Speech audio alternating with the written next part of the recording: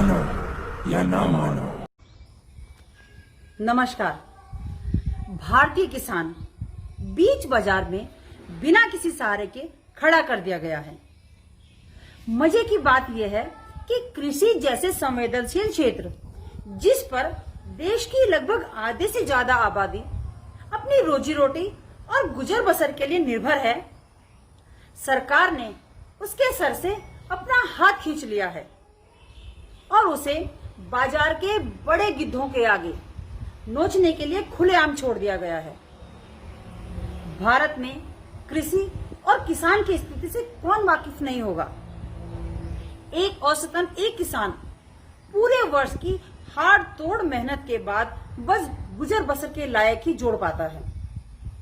यहां मैं कृषि माफियाओं की बात बिल्कुल नहीं कर रही हूं जिनके लिए ये बिल लाया गया है, बल्कि उन करोड़ों मेहनतकश किसानों की बात हो रही है जिनका खून इस बिल के माध्यम से चूसा जा रहा है। इसे ऐसे समझते हैं, हमारे देश में खेती पूरी तरह मानसून पर निर्भर है। मानसून का मिजाज डगमगाते ही किसान की स्थिति भी डगमगाने लगती है।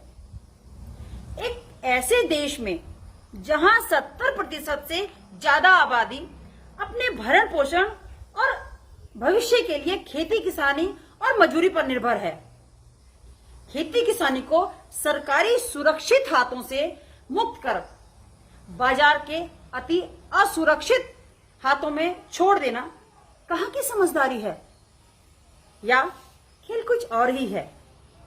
पूंजीपतियों की मोनोपोली या एकाधिकार को स्थापित किया जा रहा है। एमएसपी या न्यूनतम समर्थन मूल्य किसान की उपज पर सरकार द्वारा तय किया गया न्यूनतम दाम होता है कि इससे कम दाम पर फसल नहीं बिकेगी। हाँ, इससे ज्यादा पर बेची जा सकती है। अगर फसल का कोई खरीदार नहीं मिलता तो सरकार इस उपज को एमएसपी पर खरीदती है। इसके दो फायदे हैं।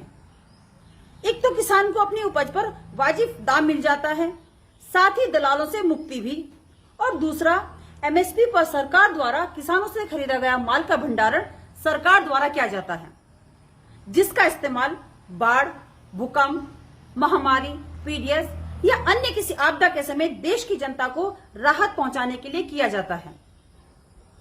भारतीय जनता पार्टी के सहयोगी अकाली दल इस बिल पर पहले ही अपनी आपत्ति दर्ज कराकर गठबंधन से अलग हो चुका है। बीजेपी की मात्र संस्था आरएसएस का किसान संगठन भी बिल पर अपनी आपत्ति दर्ज जता चुके हैं। प्रधानमंत्री मोदी हमेशा की तरह लच्छेदार भाषण देकर जनता को गुमराह करने का प्रयास इस बिल पर भी नोटबंदी, जीएसटी, कोरोना की तरह कर चुके हैं। अंजाम सबने देखा ही है। सिवाय असफलता और बदहाली के जनता को अभी तक वो कुछ नहीं दे पाए हैं।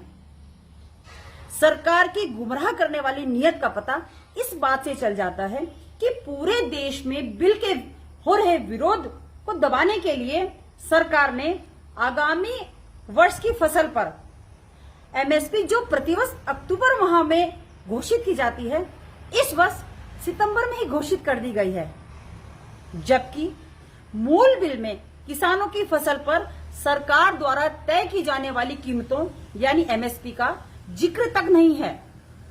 यह दिन दहाड़े चोरी करने जैसा है।